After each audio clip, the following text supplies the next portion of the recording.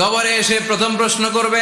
মুনকার নাকির যখন চলে আসবে, 40 কদম যখন আত্মীয় স্বজনরা লাশটাকে কবরের মধ্যে দিয়ে 40 কদম চলে যায়, তখনই ফেরেশতা চলে আসে। এসেই পরীক্ষা শুরু। মার রব্বুক, তোর রবের নাম কি? আমরা বলবো